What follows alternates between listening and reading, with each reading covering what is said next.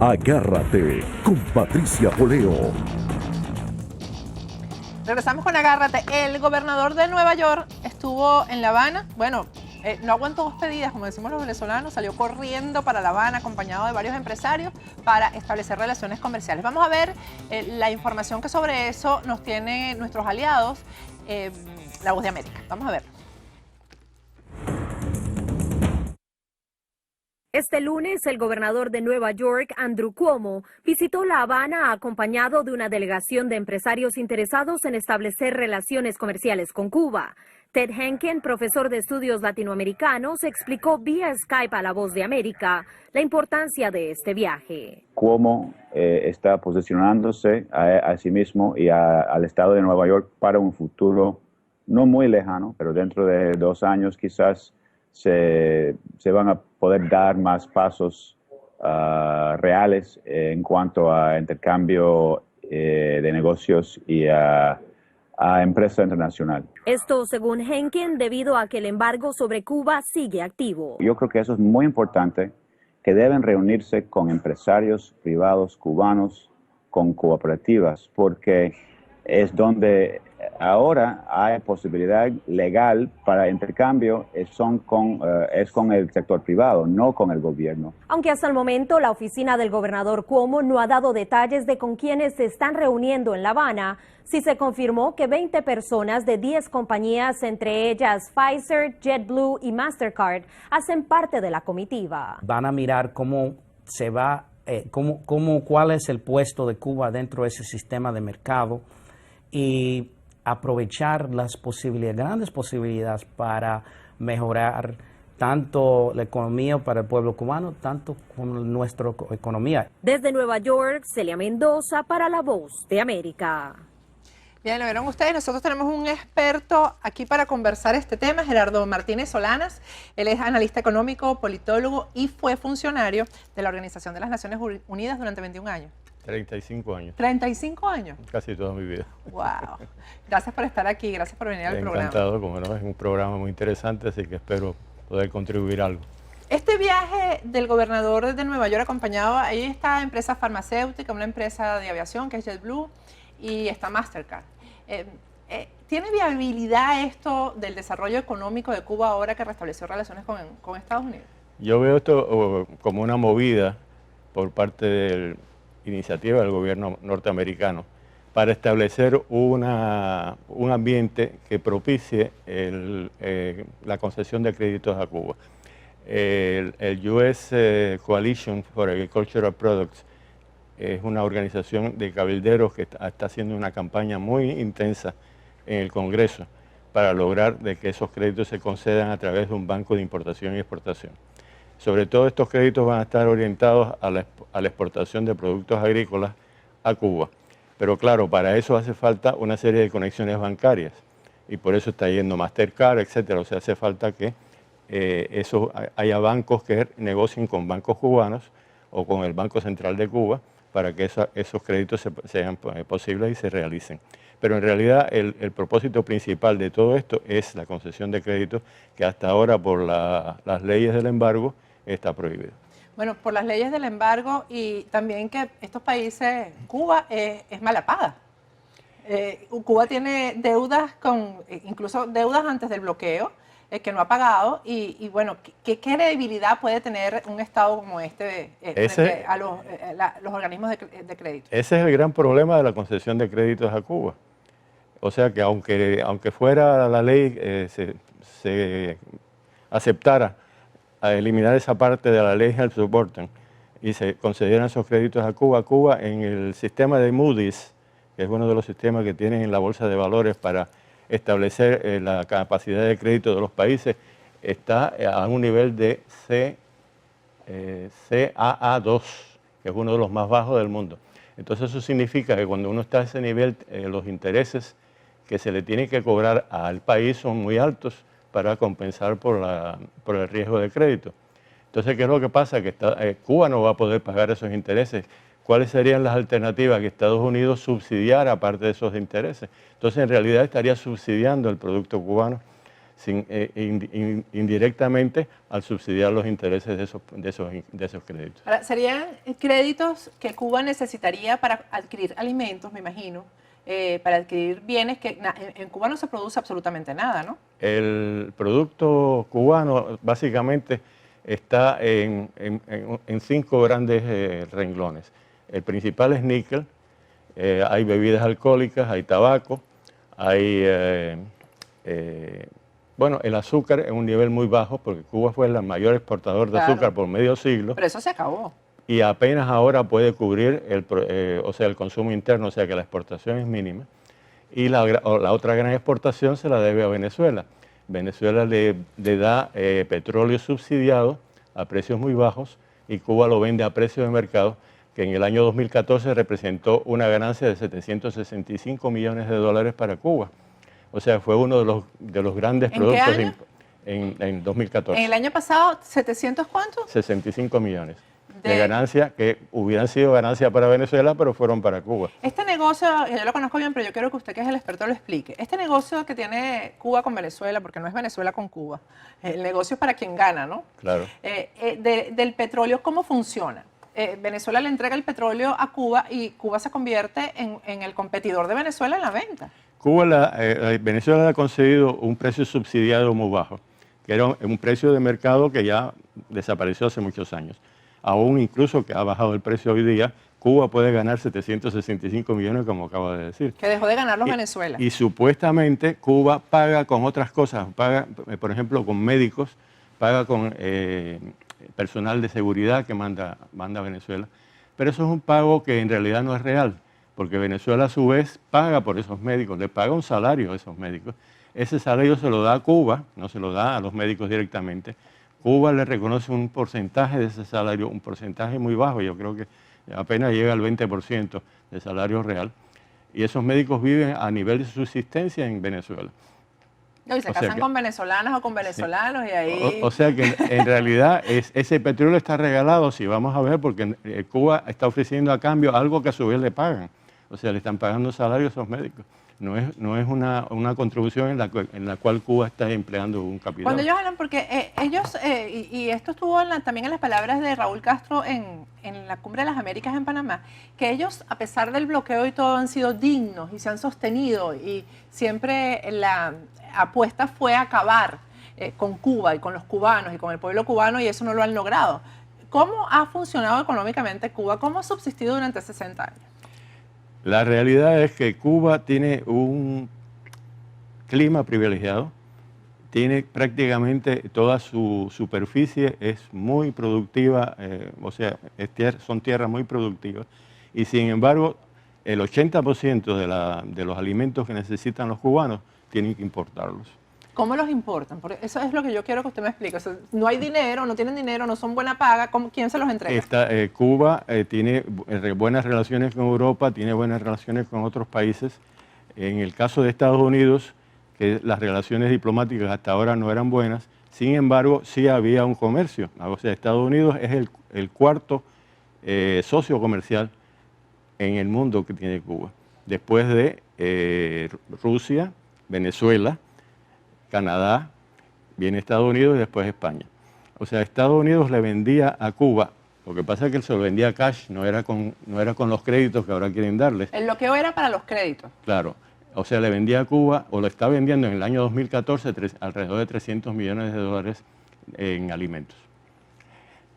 Cuba recibe alimentos de otros países, el problema es que Cuba los recibe a base de empréstitos, y esos empréstitos se van retrasando con el tiempo. Cuba dejó de pagar todos los empréstitos que había recibido en el año 89-90. O sea, hubo una mora total y eso nunca se pagó. A partir de esa fecha, hasta nuestra fecha, ha acumulado déficits comerciales que oscilan entre 6.000 y 10.000 millones de dólares anuales. Eso, si lo sumamos estos 20 y pico de años, estaríamos hablando de más de 100.000 millones de dólares de déficit comercial. Sin embargo, Cuba declara una deuda externa de 14.000 millones solamente. Claro, las cifras que da Cuba, las cifras oficiales de Cuba, son siempre, no son manipuladas. Siempre no hay manera no son comprobables. Claro. No son comprobables porque nadie puede ir a Cuba a investigarlas. Entonces, normalmente los que son estudiosos de estas cosas lo que hacen es estudiar las cifras de otros países con respecto a Cuba para ir sumando todo eso.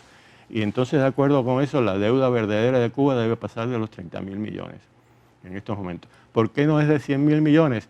Es porque Cuba recibe muchos subsidios, o sea, el subsidio soviético primero y el subsidio venezolano Eso no tienen después. que pagarlo. Eso por una parte compensa en parte el déficit comercial y equilibra, no del todo, pero equilibra la balanza de pagos un poco.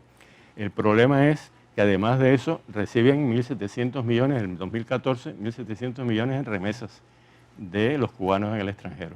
Eso también es un ingreso. ¿Cómo funciona eso? Los cubanos que le envían a su familia dinero, lo recibe la familia, pero lo gasta. O sea, lo gasta en Cuba y eso lo recibe el gobierno. Es así que funciona. Por Es eso que lo da tanto el remesa. gobierno cubano como el pueblo cubano viven en una situación de dependencia. O sea, depende el gobierno de otros países de la generosidad de otros países que le dan subsidios y dependen muchos cubanos de la generosidad de sus familiares y de sus amigos en el extranjero para subsistir, porque de otra manera no podría subsistir con salarios que oscilan entre 20 y 40 dólares mensuales. Ahora, el cubano, esto de la libreta de racionamiento, que por la escasez, ¿verdad? Se debe a que el gobierno compra lo que le permite comprar el cash que tiene, el efectivo que tiene, y es poco.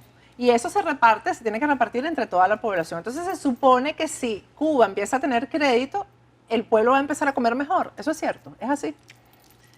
Si el cubano tuviera más ingresos, sí, pero es que el problema es que el ingreso del cubano es el más bajo de América. El salario del cubano oscila, como lo estaba diciendo, entre 20 y 40 dólares mensuales. Y eso nos da para subsistir. Y entonces, ¿a quién le sirve que se le mejore el crédito a Cuba? Es que es una economía no de subsistencia, sino de dependencia. O sea, el cubano depende del extranjero en todo para subsistir. Y en parte, desgraciadamente, también sucede que como el gobierno es dueño de todo, pues hay lo que el cubano le dice resolver, o sea, obtiene insumos que no son legalmente obtenidos, pero que es la única manera de subsistir. Y no, y pasa el día tratando de resolver, ese es su día a día. Ellos, por eso la palabra resolver ha sustituido a la palabra robarle al gobierno. Por decirlo claramente. Claro. En la norma es eso. Y claro, de esa manera el gobierno tiene sometido al pueblo cubano, porque cuando un opositor lo quieren meter preso, o sea, lo quieren encarcelar, no lo van a acusar por motivos políticos, lo van a acusar por algunos de esos pequeños detalles de que ha hecho contrabando o ha comerciado con algo que está prohibido comerciar. O sea que es esa manera como ellos pueden controlar al pueblo. Esto se puede relacionar también con la escasez que hay ahora en Venezuela, las colas que se hacen para adquirir alimentos, pero en Venezuela no se justifica, porque en Venezuela se producen dólares y han entrado dólares por la renta petrolera, pero como nunca, ¿no? De manera que esto no se podría justificar en Venezuela como sí en Cuba, porque realmente si es un país sin crédito. Es que Venezuela es uno de los países más ricos de América y lo sigue siendo. Lo que sucedió es que con el gobierno de Chávez hubo un derroche extraordinario. O sea, Chávez para ganarse a América Latina y sobre todo a los países, las pequeñas islas del Caribe, ha regalado ingentes cantidades de dinero y de petróleo. Sí, vamos a ir a un corte y al regreso quiero que hablemos un poco de eso. Si este subsidio de Venezuela a Cuba continúa. Porque en estos días estaba leyendo una información, por ejemplo, que Ecuador se quejaba de que ya no le estaban entrando tantas... Y cuidado que no es solo subsidio a Cuba, es subsidio a las islas del Caribe, claro, es subsidio a Nicaragua. Claro, y a Ecuador. Ya regresamos con este experto, Gerardo Martínez Solanas.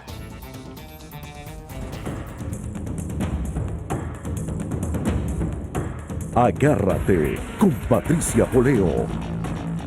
Regresamos con Agárrate, estamos con Gerardo Martínez Solanas, él es un analista económico y estamos tocando este tema, politólogo, fue funcionario durante 35 años de la Organización de las Naciones Unidas y estamos tocando este tema de las economías en estos países como Cuba, bueno, Venezuela que va por el mismo camino. ¿Sigue recibiendo Cuba los mismos regalos de Venezuela? Porque Ecuador se quejaba en estos días que ya no le estaban llegando tanto como antes, porque Venezuela ya no tiene como antes.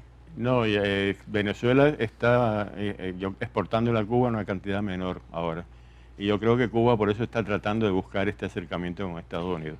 O sea, es una manera Hay de una compensar, falla ahí. es una manera de compensar ese síndrome de dependencia. Sigue, y entonces va a enfocarse ahora a Estados Unidos, que es el único que parece que le Es puede sacar cierto las que cuando castañas del apareció fuego. Chávez, Cuba estaba ya quebrada porque tampoco estaba recibiendo subsidio de la Unión Soviética, que ya estaba... El periodo peor que tuvo Cuba en su historia fue del 90 al 98. Y justo llegó Chávez para echarle la mano, ¿no? Qué desgracia. Qué desgracia. Bueno, qué desgracia porque se ha alargado este viacrucis de los cubanos. Yo me pregunto si estos países que están destruidos, como es el caso, bueno, hemos visto, yo siempre recomiendo al bloguero Yusnavi, que siempre muestra lo que es la infraestructura en Cuba, lo que es la economía, lo que es realmente la sociedad, cómo está la gente tan empobrecida y que además la gente que siente que no tiene derecho a comer más de lo que le dan, pues de lo que le da el Estado. ¿Hay posibilidades de recuperación económica en países como estos? No, si no hay un cambio de sistema es imposible, es totalmente imposible, porque es que en Cuba no hay incentivos suficientes para que la gente produzca, y si la gente no produce, el país no tiene suficiente para su subsistencia. Entonces, este restablecimiento de relaciones con Estados Unidos, ¿para qué le sirve al pueblo cubano? Porque la justificación es que supuestamente el pueblo cubano va a estar mejor. Va a estar mejor, pero en un sistema de dependencia.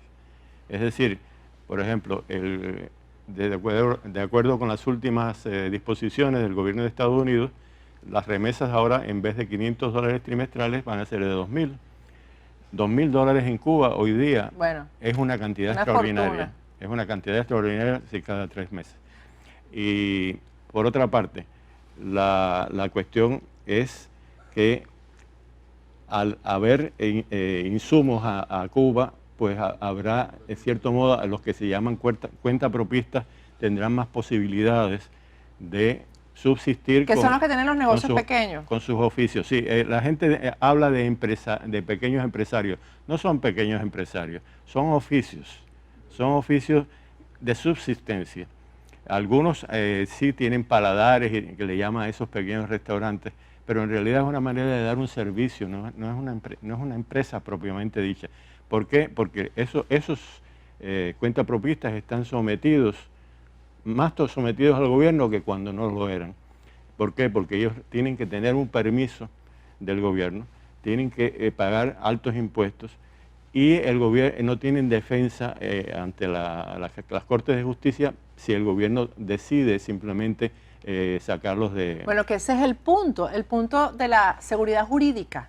Claro. Porque se habla de que hay empresas que quieren irse a instalar a Cuba. ¿Con qué seguridad jurídica una empresa puede instalarse en un país como Cuba? Si pasan estas cosas. Por ejemplo, los españoles. Los españoles han invertido en Cuba durante muchos años. En turismo sobre todo. ¿Y cuál es el cálculo del inversionista español? El cálculo del inversionista español es que las circunstancias en Cuba, que los salarios están bajos, las facilidades que le da el gobierno para esa inversión, les puede producir hasta un 20% de utilidades anuales. Entonces el empresario dice, bueno, voy a correr un riesgo de 5 años, en 5 años he recuperado mi capital y después todo es ganancia.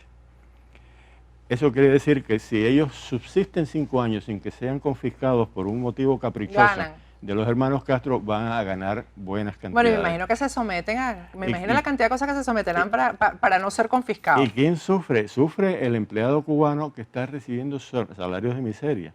Claro, para ese empleado cubano es casi una salvación, porque lo que gana en empleos que son pagados por el gobierno son, como le dije antes, 20 o 40 dólares mensuales. Mientras que lo que ganan estas empresas a veces son mayores cantidades, hasta 100, 150 dólares mensuales, que sigue siendo un salario de miseria. Para esas empresas es una gran ganancia, pero para el cubano es una salvación. ¿Qué ha ganado Estados Unidos con este restablecimiento de relaciones? Estados Unidos como país, ¿qué le ofrece, qué le puede decir Obama a sus electores acerca de lo que ganaron ellos? Digamos, a los electores, a su pueblo, a su país, no solamente los que votaron por él.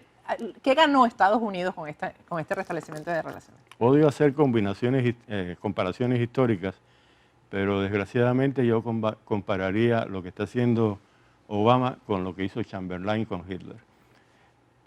Chamberlain tenía muy buenas intenciones y las intenciones de Chamberlain era hacer la paz.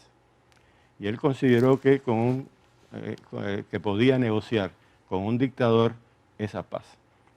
Y la manera de hacerlo fue hacerle concesiones. Eso es lo que está haciendo Obama, o sea, hacer concesiones para conseguir la buena voluntad de los hermanos Castro y de esa manera quitarse esa espina del costado, que es la lucha constante que están realizando los hermanos Castro desde que tomaron el poder en toda América Latina. Con éxito, lograron desarrollarla con Chávez en el poder, Claro. porque con el dinero de Venezuela se compró a todos estos países de América Latina, lo que hablábamos en el corte.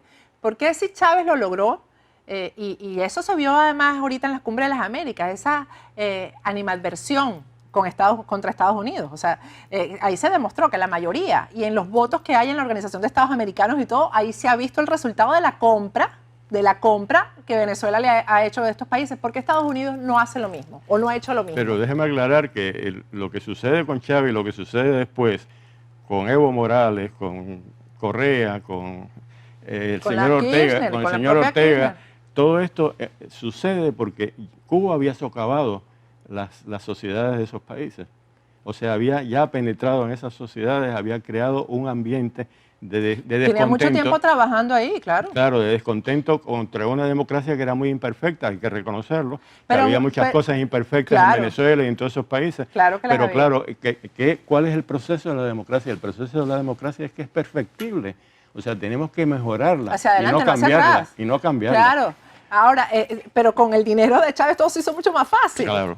Porque además vemos países como Panamá, por ejemplo. Panamá tiene ahora un silencio y una permisividad con países como Cuba y sobre todo con Venezuela, pero es por la gran deuda que Venezuela tiene con los empresarios panameños que Panamá está desesperada por cobrarla. O sea, todo es a razón del dinero. Lo que yo me pregunto es, más dinero que lo que ha manejado Estados Unidos, que es la gran potencia, ¿por qué Estados Unidos también no ha tomado estas decisiones de acercar a los países más pobres, de acercarlos, ayudándolos económicamente? Se dice que la reunión con el CARICOM fue para ofrecer, de Obama con el CARICOM, los países del CARICOM, fue para ofrecerle energía barata, pero no se ha sabido más nada de eso, ¿no? Esa es una pregunta que yo me he hecho por muchos años y que incluso en algunas cosas que he escrito he propuesto que Estados Unidos le es muy fácil en la puja esa con los países las islas del Caribe y con los países centroamericanos frente a Venezuela, le es muy fácil ofrecer mucho más. Y no lo ha hecho. Y no lo ha hecho. Esa es la pregunta, ¿por qué no lo ha hecho? O sea, es una indiferencia que ha mostrado como si el traspatio de América Latina no fuera suficientemente importante. Eso es un defecto. Eso es un defecto que no fue solamente de Obama, eso viene de lejos. O sea, desgraciadamente ahora se ha acentuado. Sobre todo que con el petróleo, Chávez logró conseguir aproximadamente entre 10 y 15 votos enseguida en la Organización de Estados Americanos y en las Naciones Unidas, que eran los votos del Caribe y los votos de Centroamérica. Todos esos países votaban a favor de cualquier cosa que propusiera Cuba o Venezuela porque sabía que iban a recibir esos subsidios de petróleo. Y eso Estados Unidos podía haber fácilmente superado esa oferta. Fácilmente para Estados Unidos hubiera sido centavos prácticamente en comparación a lo que es la economía norteamericana y no lo ha hecho. ¿Por qué no lo ha hecho? Por indiferencia. Y eso es un grave error, el grave error de la indiferencia que ha demostrado a Estados Unidos hacia Latinoamérica, que en parte es responsabilidad. Ahora, estamos hablando de dos presidentes. Estoy hablando en relación al tiempo que lleva el chavismo en Venezuela, estamos hablando de que es Bush y los dos gobiernos de Obama. Y parte de Clinton también. Y un pedacito ahí de Clinton. ¿Es una política de Estado o son los presidentes? ¿O el que más tiempo ha estado durante el chavismo ha sido el presidente Obama? Claro. Y ha sido en ese sentido, ha sido mucho más condescendiente con el chavismo. Y es el que más tiempo, aunque se dice que, bueno, que con estas medidas que toma, por ejemplo, contra 7 funcionarios, pues entonces ahí hace algo, pero que está siendo muy presionado para que tome medidas de este tipo. No, y si vemos la cantidad de dinero que se le ofrece a otros países y a Centroamérica o al Caribe no se le ofrece. Yo creo que Estados Unidos tiene que tomar una acción mucho más dinámica respecto a América Latina. Y para eso hace falta otro presidente. Este parece que no lo va a hacer. Bueno, a este le quedan ya el resto muy poquito. Sí. Muchísimas gracias. Gracias por haber Encantado. venido al programa. Gerardo Martínez Solanas, ustedes, bueno, escucharon este análisis y yo digo, bueno, hay que ver lo que... Hay gente que dice que para recuperar países como Venezuela, que tiene la economía, bueno, y la inflación va a ser, este año va a ser realmente histórica, con cifras que no se han visto. Una de las mayores del mundo. Una de las mayores del mundo, con el dinero que le ha entrado a Venezuela. Eso no tiene ningún sentido, pero yo creo que siempre un país, como dice usted, con un gobierno democrático es capaz de recuperarse, porque cuando un gobierno es democrático, realmente respeta los derechos humanos, también recibe el auxilio de los países que apoyan esto, ¿no? Pero ¿cómo se sale de un gobierno dictatorial cuando hay una cantidad de personas involucradas, que son cientos de miles probablemente, en ese aparato, que es un aparato corrupto? Lamentablemente. Y la corrupción es precisamente lo que está hundiendo a Venezuela más que cualquier otra cosa. No, más que cualquier otra cosa. Muchísimas gracias. Bueno, vamos a ir un corte al regreso. Vamos a hablar de una red social que ha sido creada por venezolanos. Así que no se pierdan la última parte del programa. Ya regresamos.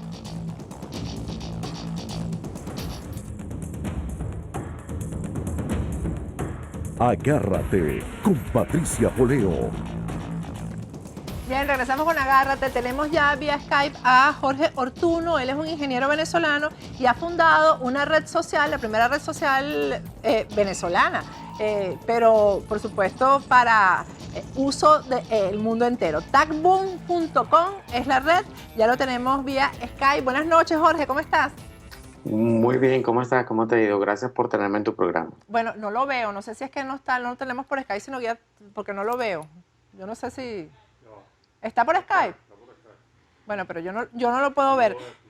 Jorge, cuéntame todo acerca de tagboom.com, cómo funciona, cómo se te ocurrió esto.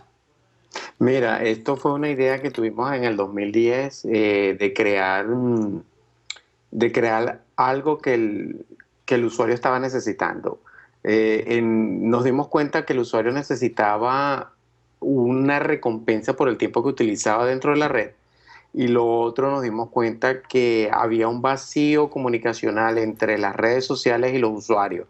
Era como una deshumanización del sentido del proceso en realidad. Esa fue la primera idea y después creamos una placa de carro con un mensaje y lo que se llama unos contenidos. Hicimos un proyecto beta, lo realizamos entre Tim Riley, que es una persona que vive aquí también en Oklahoma, y yo, y me dio el tiempo para escoger a mi team venezolano y escoger a todos mis amigos y grupo, y organizamos todo esto entre un promedio de 7 venezolanos. Todos somos ingenieros y desarrollamos la idea y conseguimos todo el apoyo de este lado para poder lograrlo, y la lanzamos en octubre del año pasado y ahorita tenemos 385,000 usuarios. Cuéntame en qué consiste. ¿Es parecida a Facebook? ¿Cuál es la alternativa de Tagboom? ¿Qué ofrece Tagboom que no ofrecen las demás redes sociales? Mira, simple y llanamente, primero ofrecemos una privacidad al usuario. El usuario puede escoger lo que él desea. Punto número 2, le pagamos al usuario por usar su tiempo con puntos. Punto número 3, tenemos otras facilidades de video propio adicionales a otras redes sociales.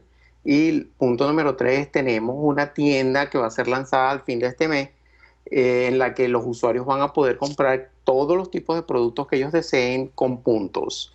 ¿Ok? O sea que prácticamente estamos recompensando al usuario por el tiempo que está utilizando dentro de nuestra red. Eso es un nuevo enfoque. Y lo otro es que, aparte de la privacidad, no compartimos ninguna de las bases de datos con nadie, y el usuario tiene el derecho de pedir lo que él quiere, lo que él desea. No tiene limitaciones de amigos tampoco. Pueden crear grupos y la persona va a poder subir sus productos y venderlo a toda la gama de usuarios que estén conectados o los sigan a él. Lo otro es, tenemos 2 aplicaciones móviles donde el móvil en unos días va a poder hacer una búsqueda y va a poder decirte qué especiales hay cerca de tu localidad, en 5 millas, 25 millas, lo que tú andas buscando, lo que tú quieres o lo que tú necesitas. Eso le ofrecemos al usuario. los usuarios, me dices que tienes más de 300.000 usuarios ya, ¿no? Sí, son 385.000 usuarios hasta el día de hoy.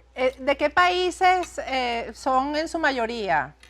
Mira, están compartidos entre Estados Unidos, Venezuela y México. Y para promocionar esto, ¿ustedes qué sistema han utilizado?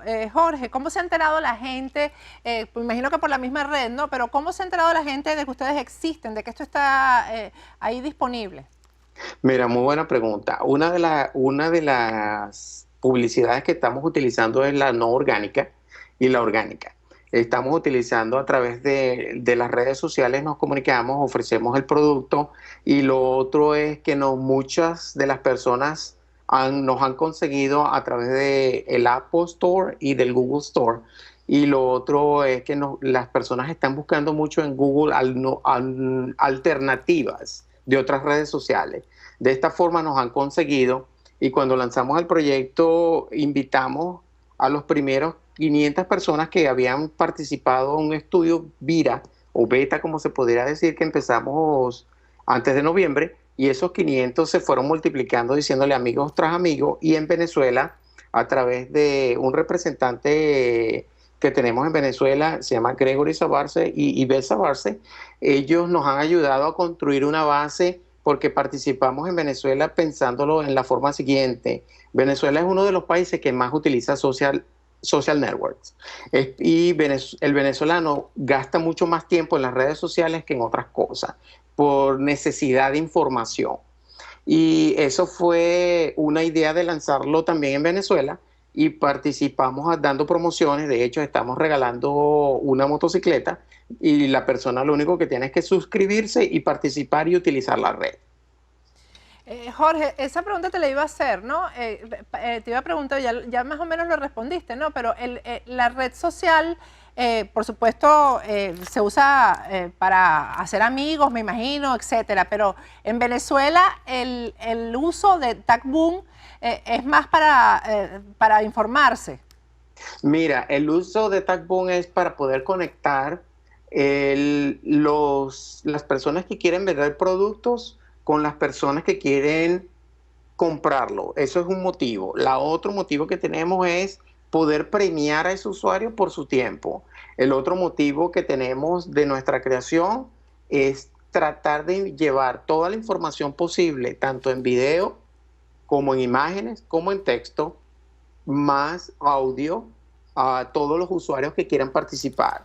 Entonces, imagínate el poder de una red social con un e-commerce social, donde todos pueden participar, y la empresa, cuando lance un nuevo producto, por ejemplo, si yo quiero lanzar un producto con un sabor de Coca-Cola, lo pruebo en el mercado que yo quiero, y le invito a todos los usuarios que me sigan, y puedo hacer un video, una propaganda. Imagínate el poder que tiene eso. Es como decir que agarré Amazon, agarré otras redes sociales y agarré un tweet, y todo lo mezclamos en un solo login. ¿Ok? Es un cambio totalmente indescriptible, en el sentido que todavía no hay redes sociales que te digan, bueno, yo compré esto, pero no me gusta el producto, sí me gusta, y basado en eso, las empresas pueden tomar decisiones en el futuro, y los usuarios pueden tomar sus decisiones de qué quieren comprar y qué es lo que están buscando. O sea, yo no le voy a presentar al usuario toda una gama de productos, sino él dice, mira, yo ando buscando una bicicleta, no, yo quiero comprarme unos lentes, necesito una casa o necesito un caucho en la esquina. Entonces, alguien que coloque ese producto dentro de la tienda, va a ser mucho más fácil conectarlo con eso, aparte de conectar los amigos. ¿Cuál es la razón fundamental por la que los usuarios quieren migrar de otras redes sociales como Facebook y así han encontrado, por ejemplo, tagboom.com? Mira, uno de los puntos es que la gente se cansa del formato y necesitan una innovación, ¿ok? Como todos a veces queremos algo más, hay usuarios pidiendo alternativas como necesito mi privacidad, no quiero compartir muchas cosas que yo quiero. Hay gente que dice, ¿cómo puedo yo proyectar mi propio producto? ¿Cómo hago yo para vender las cosas que tengo en mi casa? Necesito una manera más fácil de poder presentarle un nuevo formato a alguien. ¿Cómo puedo lanzar yo un producto al mercado? Todas esas preguntas fueron recogidas en un estudio que analizamos y eso es uno de los motivos que nos tomó para poder generar esta nueva alternativa. Bueno, Jorge, muchísimas gracias y muchísima suerte. Y además, qué orgullo que sean la mayoría venezolanos los que estén creando esta red social. Gracias a ti. Bueno, yo me despido hasta mañana. Quédense con Doral News y María Fernanda Silva. Hasta mañana.